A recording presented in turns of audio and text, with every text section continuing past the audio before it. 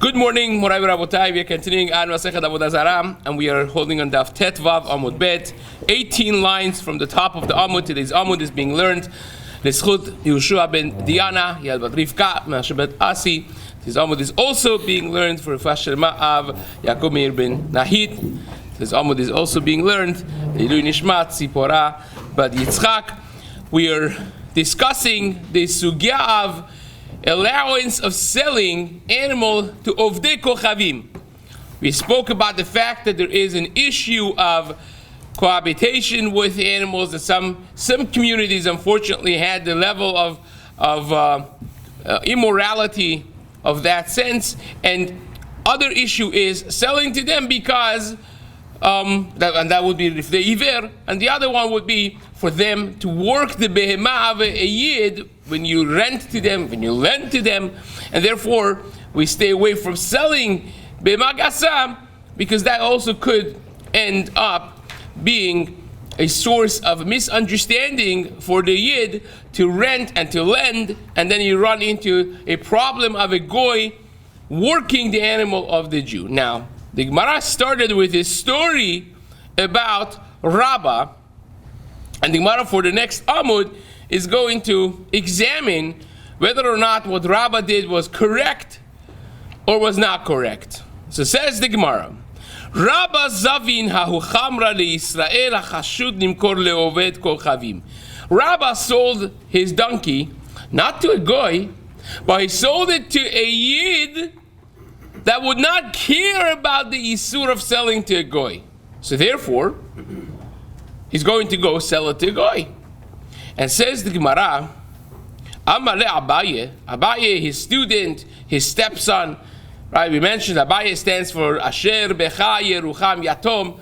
He was a Yatom from his father and from his mother. When his mother was pregnant, his father passed away, and his mother passed away at birth. So he was a Yatom, and Rabbah basically adopted him, raised him. So he says to his Rebbe, to his stepfather, "My tamavid morachi, why did my master do this?" Amaleh anal Israel zevini. So what's wrong with it? I sold to a yid. So it says Amaleh va'azil masbi lelo et kochavim. He's like a sarsur. He's the middleman. He's going to go sell it to goy. That's a problem when he sells it to oved kochavim. So it's like a lifnei iver. So says the Gemara, even though that in Daf Yudaled Amud Aleph we had that lifnei iver is a problem, but lifnei de lifnei is not a problem. You remember that, right? That's already too much prior. The Tosafot deals with this. That here is more of a direct issue. It's not necessarily a lifnei de lifnei. It's not exactly the same case as the Gemara before. So hence the problem. Says the Gemara,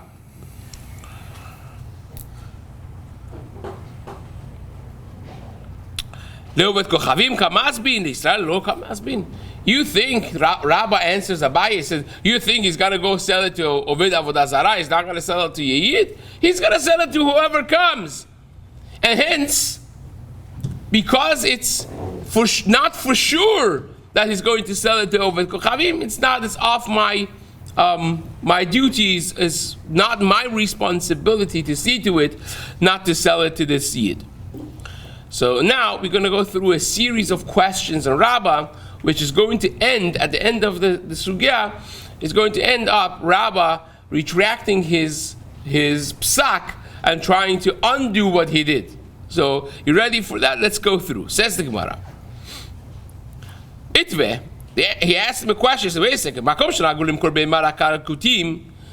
We had in our Mishnah that if you have a place that the minhag is to sell behemat akah, that means goat, sheep, to the goyim, to Oved Avodah Zarah, you could sell. If it's a minhag of your makom not to sell, then you can't sell, right?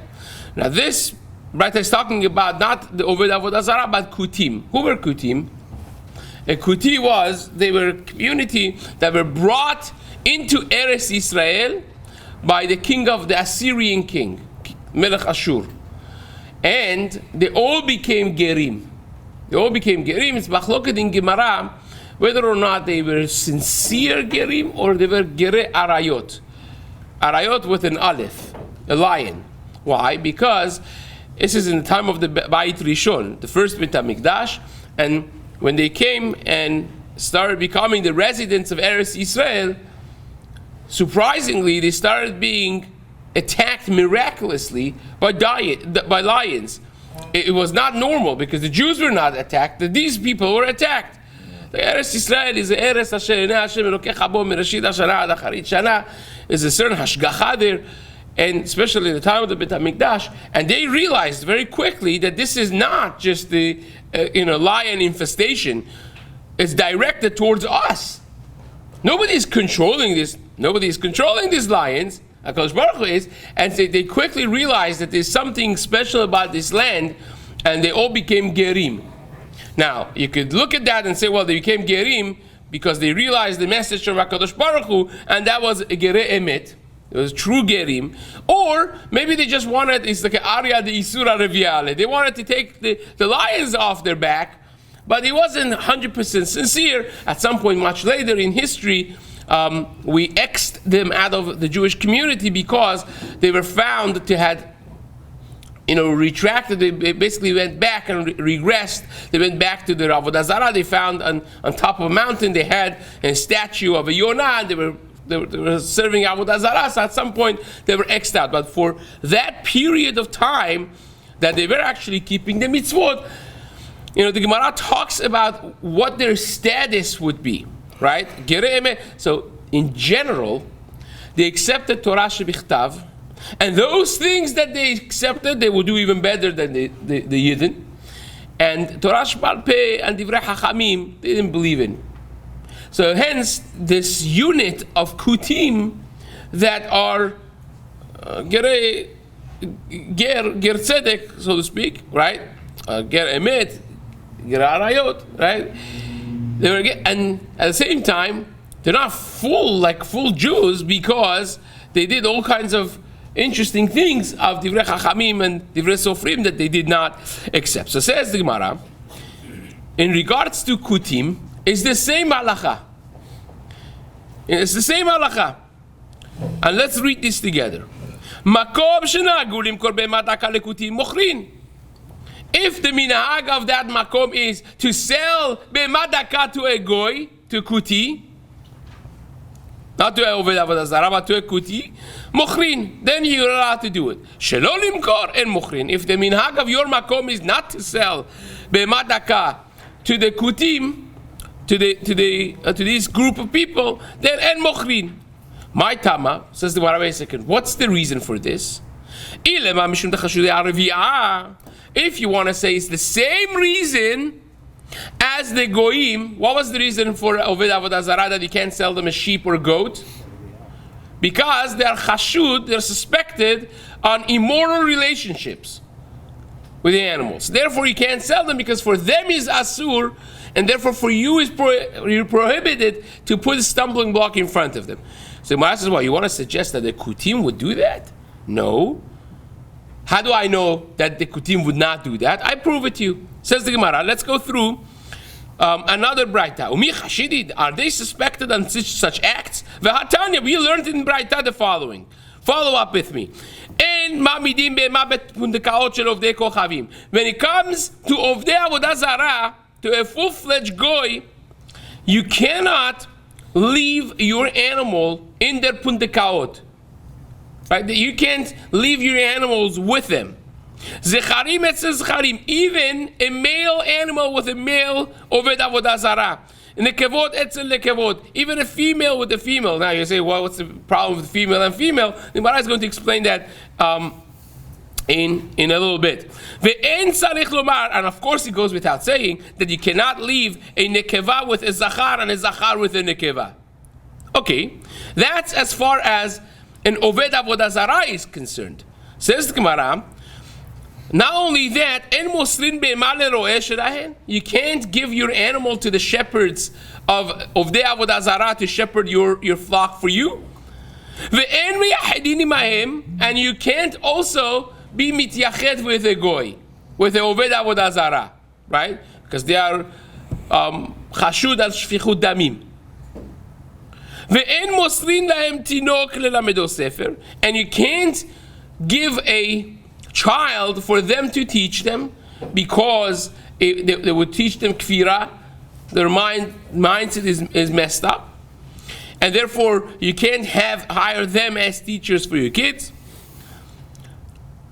Ve'lelamedo umanut, or to teach them either lelamedo sefer or lelamedo umanut, to either teach them secular studies or even a job. But in contrast to that, the Kutim don't have any of these problems. Now the list that we went through right now, the Gemara is going to go through it, the Braita is going to go through it again with the Kutim. But in regards to Kutim, what happens is, you could leave your animal with them, no problem. Even zecharim etzel nekevot v'nekevot etzel zecharim. Even the opposites you could do, and it goes without saying, en tzarich lomar zecharim etzel zecharim v'nekevot etzel nekevot. Right? Even the opposite genders you could do, kol shken zecharim etzel zecharim and nekevot etzel nekevot. And then the Braita says, "Umosrin behema lero'eh shelahen." There's no problem leaving your animal with the shepherd of a goy, of a kuti rather. Umeyachidin imahem. You also could be alone with them. There's no isur of yichud with a kuti the way it is with a oved avodah zarah. Umosrin lahem tinok lelamedo sefer. And you could leave your kid with them to be taught secular studies, to be taught a job. No problem with any of those things. They're all good. That's a kuti. So what does this Braita teach us? Alma, lo chashidi. You see from here that they are not chashud, they're not suspected on immoral relationships with the animals. Because otherwise, how come you can leave your animals with them? Even the kevod that says charim.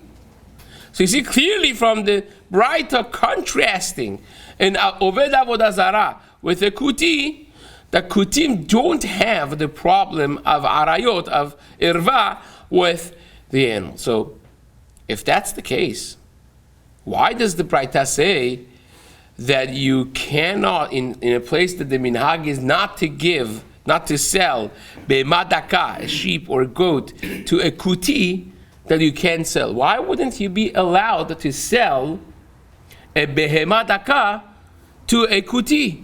I just proved to you that they are not chashud, they're not suspected on cohabitation with the animal. So why can't you sell it to them? It's a good question, right? It doesn't read well.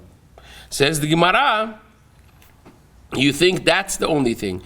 I mean, of course, the Gemara wants to say an answer. The Gemara is setting all of this up to go against Rabbah and say, the reason is because if you sell it to a kuti, the kuti itself doesn't have a problem, but the kuti does not believe in divrei chachamim, and he's got to go turn around and sell it to an oved avodah zarah.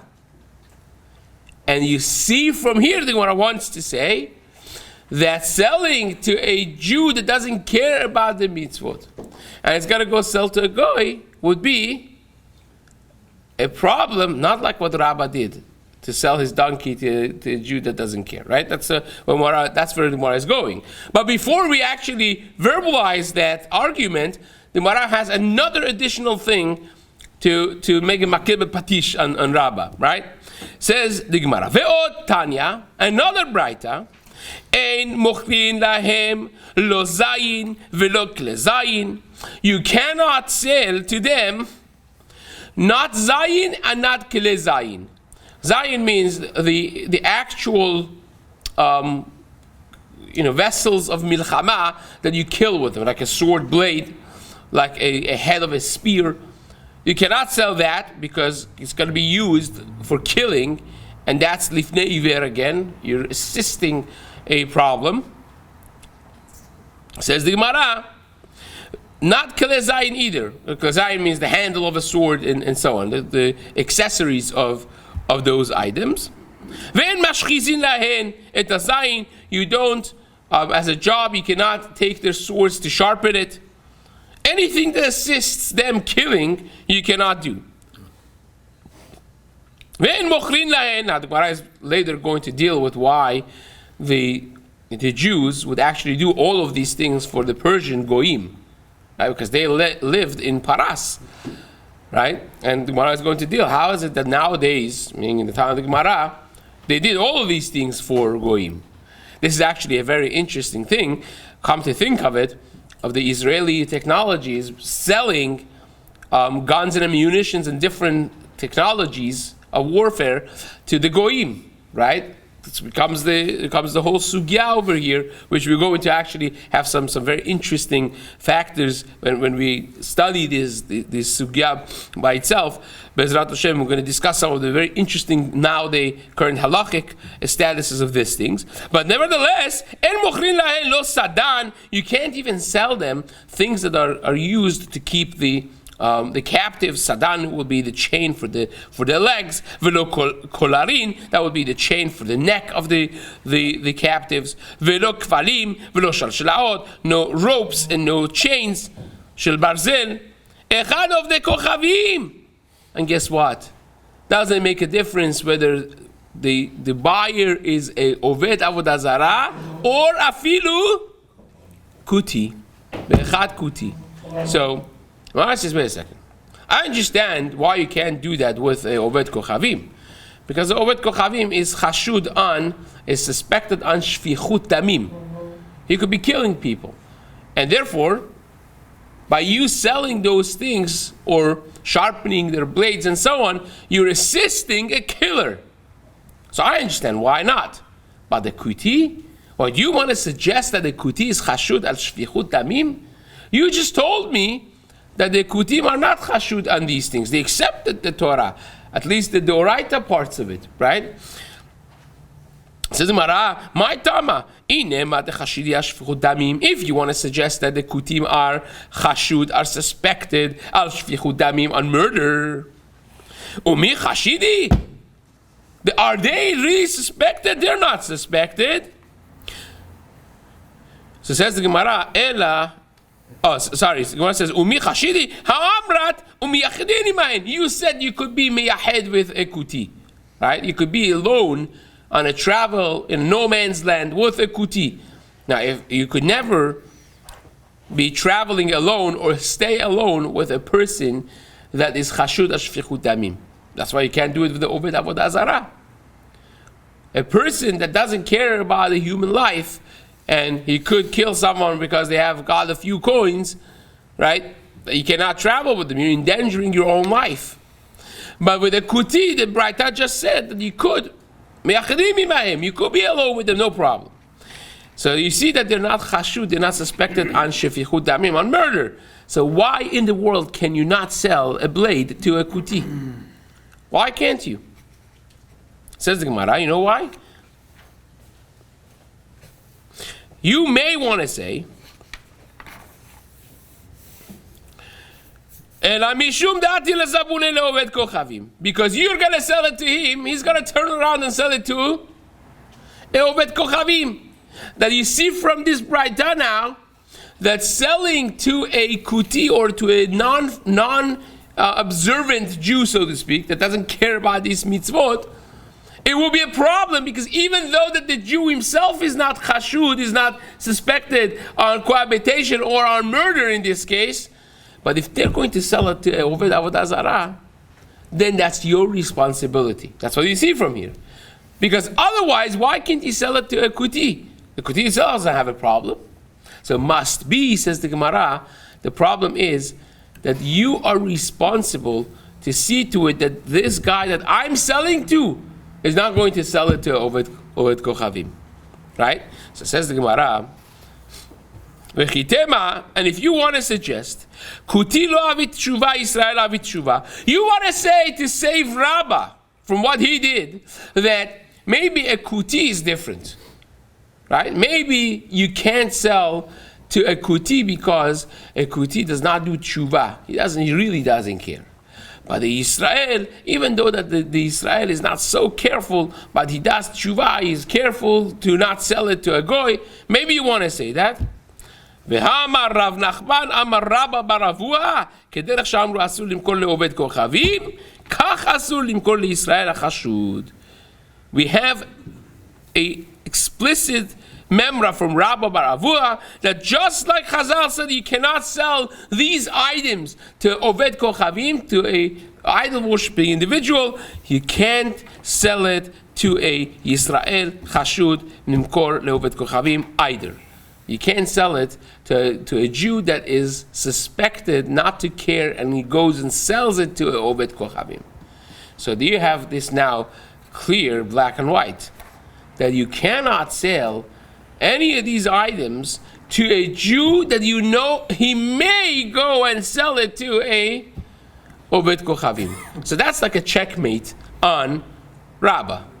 It's a checkmate on Rabbah. And guess what happened? Rabbah accepted it. You know what he did? This is, imagine the greatness of Gedolei Yisrael. His student is telling him, wow, well, Chacham. And he says, yeah, you're right, Taka. And he starts running after this guy who bought the hamor from him to retract and to try to reverse the deal. Says the Gemara, Rahit batretelata parsi. He ran after this guy 3 parsaot. 3 parsaot. That's 12 mil. Ve'ikadamri, and there are those who say parsa bechala. That it was a parsa, not 3, but it was in sand, which is much harder to run. And says, and he couldn't reach him. Fine. Amar, Rabdibi bar Avi, Abba, Rabdibi bar Abba said, Kederach she'asur limkor le'oved kochavim, kach asur limkor le'listim Yisrael. Just like is asur to sell to an oved kochavim, the kelezayin, all the blades, the sword, the spear, all the ammunition, and so on and so forth.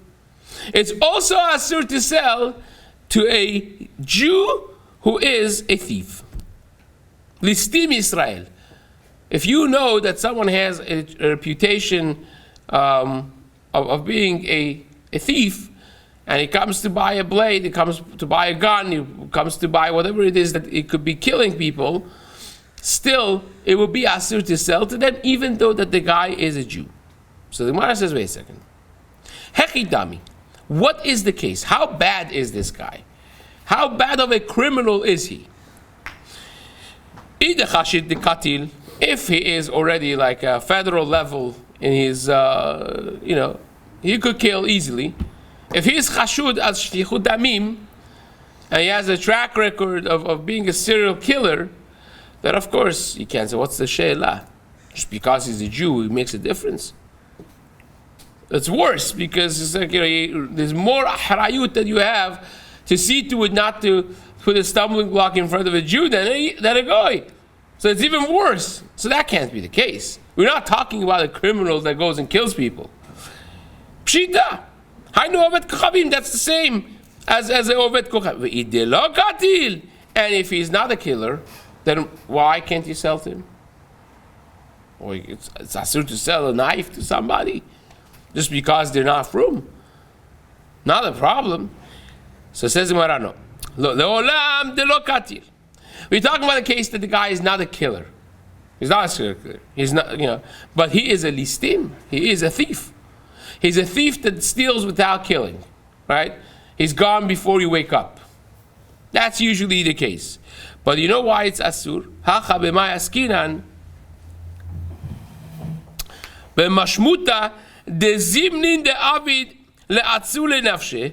We talk about a case that the nature of his theft is in a way that sometimes he's confronted and he has to defend himself. And when you have to defend yourself, you could actually use those klezayin, those ammunition and the sword and the knife and the blade and all those things in order to take money from people.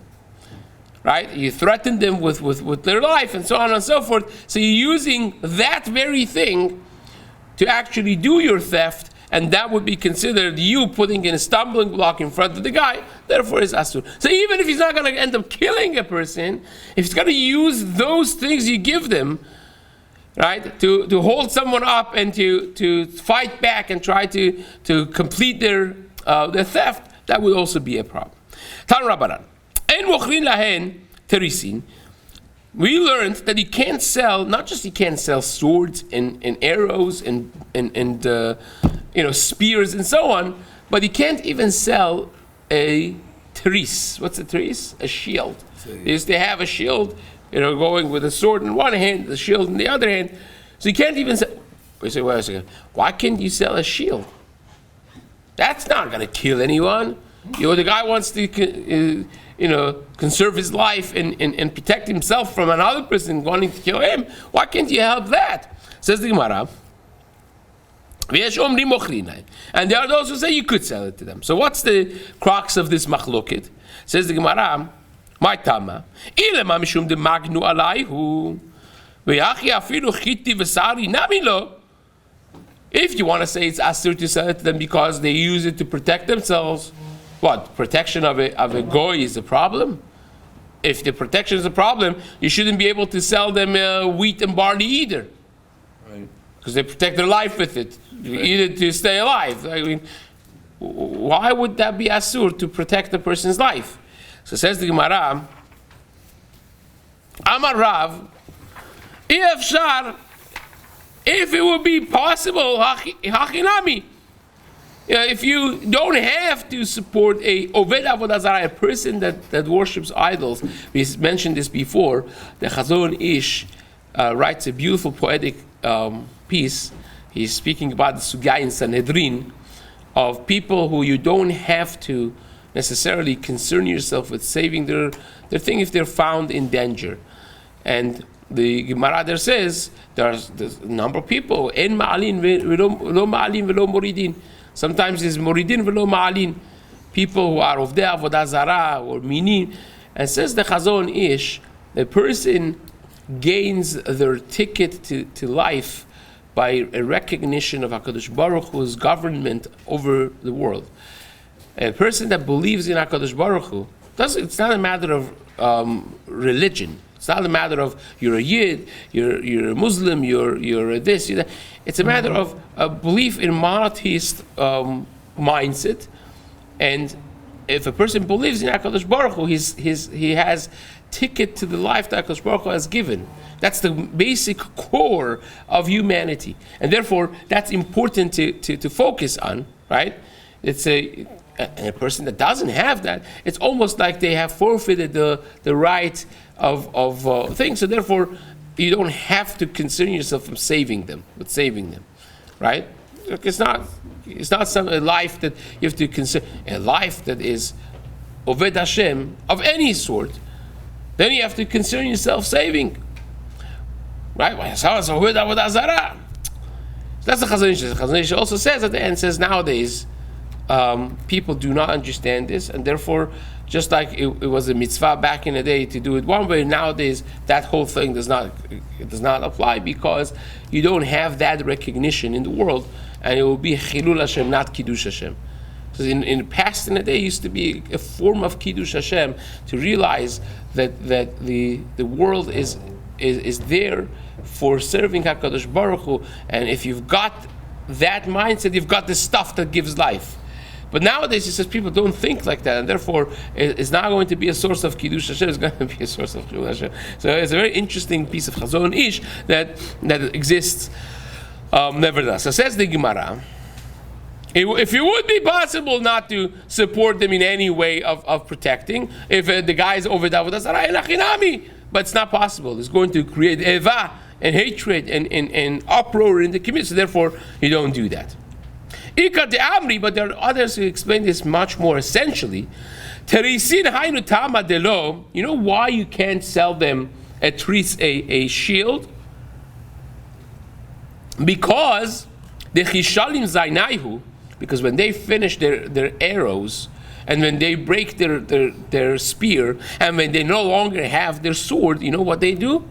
They kill with the shield itself. It's metal. You could kill with it. You could bang it on people's heads, and or from the side of it, it could be used as a sharp thing. You could kill. So therefore, once it is sometimes used for killing, you can't sell it to them. That's the reason.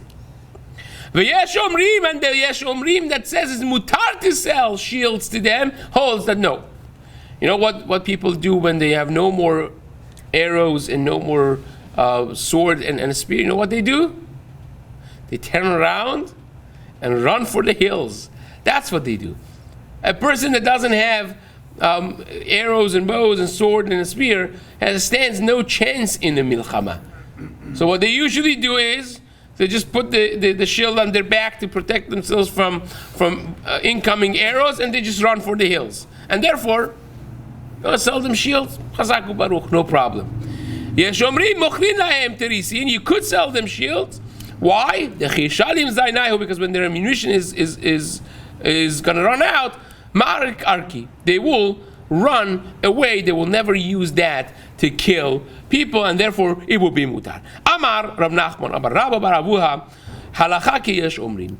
Rav Nachman said the halacha is like this yesh omrim, so therefore you could sell things that are meant for protection, not for offense to the goyim, and hence you could sell shields to them as well. Okay, so let's start now the next piece. Amar Rav Ada bar Ava en mochlin lahen ashashiyot shel barzel. You can't sell them blocks of metal.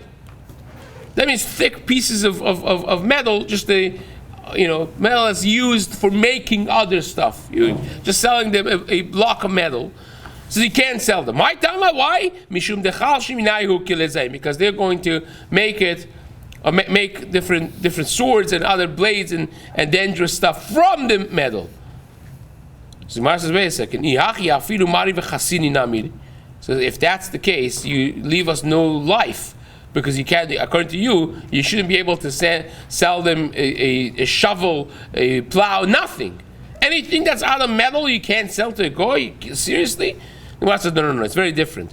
Amar Rav Zvid beparzela hindua. It's only a specific type of metal. Like nowadays, it would be steel. Back then, they didn't have a steel. They used to have very strong metal, because you need, for that type of thing, you need strong, dense metal, and that would be from India, Hindua, from Hind, right? That's the only metal that people would use for making klezayin, making swords and blades and so on and so forth, and that you cannot sell. But Gemara is bothered. So basically, nowadays we do sell to them. Nowadays we do sell. We have a lot of Jews that make a lot of money from selling parzela hindua to the goyim, to the Persians that we live with amongst. Right? That's what Gemara is asking. So how in the world are we selling nowadays to them? This is a very important halachic thing, actually. Gemara says, you know why? Even though that it should sound like it should be asur, but we can't do it because we are subordinated to the Parsai, to the Persian Empire. We live amongst them, and therefore the government of Persia supports and protects the Jewish community as well, and hence you could sell it to them. Because even though that they may be killing some other people, but it's also a protection for the Jewish community. Nowadays that we do sell them, Amar Rav Ashi, the reason is the Parsai, the Magnu Ilavan. We're selling it to the Persian Empire, the Persians, that they protect us as their civilians, as their residents, and therefore that would be mutar, which really this segues into the modern day halakha of selling ammunition. When you have UN and you have different world powers the way we have them nowadays, you're not just selling it to the terrorists, but you're selling it to the governments. That would be something very interesting that Be'ezrat Hashem will discuss at some point in future. Hazaku Baruch. See you.